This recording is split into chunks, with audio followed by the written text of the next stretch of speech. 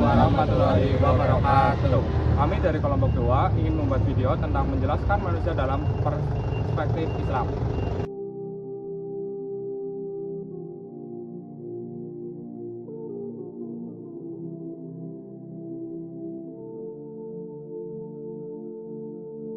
Apa itu manusia dan kenapa manusia itu bisa ada? Secara bahasa, kata manusia berasal dari bahasa Arab insan yang berarti makhluk yang memiliki akal dan kesadaran, serta cenderung mudah lupa.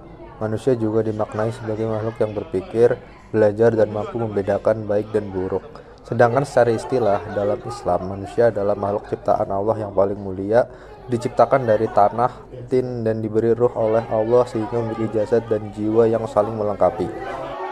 Dalam pandangan Islam, manusia adalah ciptaan Allah yang paling mulia. Kita diciptakan dengan dua sisi yang saling melengkapi, yaitu jasmani yang tampak dan rohani yang memberi makna. Tubuh kita bekerja, tetapi jiwa kita lah yang mengarahkan. Disitulah letak kemuliaan manusia.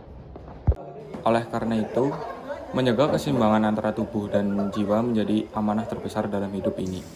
Ketika kita merawat tubuh dengan baik, sekaligus menumbuhkan jiwa melalui ibadah, ilmu dan kebaikan, kita bukan hanya hidup, tapi benar-benar menjadi manusia yang mulia.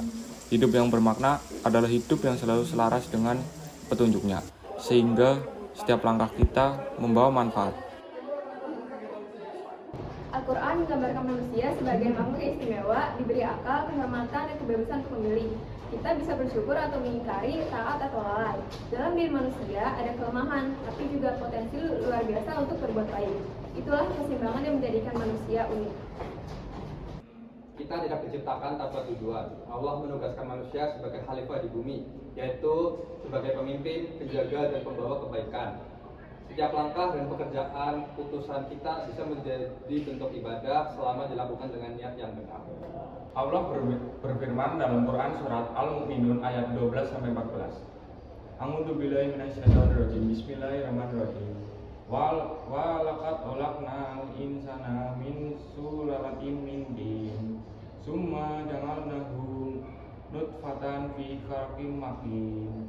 Summa khalaqna nutfatan 'alaqatan fa khalaqna 'alaqatan mudghatan fa khalaqna mudghatan idaman fa kasanual idaman lahman summa nahu khalaqnan akbar fa tabarakallahu asnahul khaliq, yang artinya sesungguhnya kami telah menciptakan manusia dari saripati tanah liat. Dari tanah yang sederhana, Allah memulihkan manusia dengan ilmu, akal, dan ruh. Betapa besar kasih sayang Allah kepada kita. Dalam Quran surat Al-Hijr ayat 29, Allah berfirman, A'udzubillahi minasyaitonirrajim. Bismillahirrahmanirrahim. Wa idza sawwaytuhu wa nafakhtu fihi min ruhi wa qamu lahu sajidin. Dalam ayat itu Allah menegaskan bahwa manusia menerima roh, yaitu sebagai anugerah yang membuat kita hidup, berpikir, dan merasa kita bukan sebuah kebetulan, yaitu kita adalah bagian dari rencana Allah yang penuh hikmah. Ketika kita menyadari bahwa asal kita dari tanah, kita belajar dari hati. Dan saat kita mengingat bahwa Allah menitipkan roh ke dalam diri kita tahu betapa berharganya hidup ini. Menjadi manusia sejati berarti menjaga keseimbangan antara tubuh dan jiwa, dunia dan akhirat. Hidup memberi kita kesempatan setiap hari untuk memilih kebaikan, menjaga hati, dan menghargai setiap detik yang diberikan. Dalam kesibukan dunia, jangan sampai kita melupakan suara jiwa yang mengingatkan tujuan sejati kita.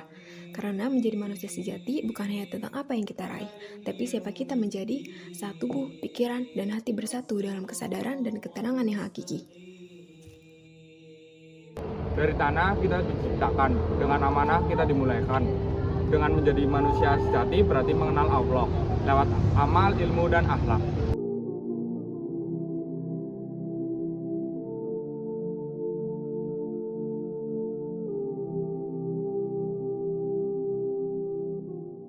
Mungkin sekian dari kelompok kami tentang menjelaskan manusia dalam perspektif Islam.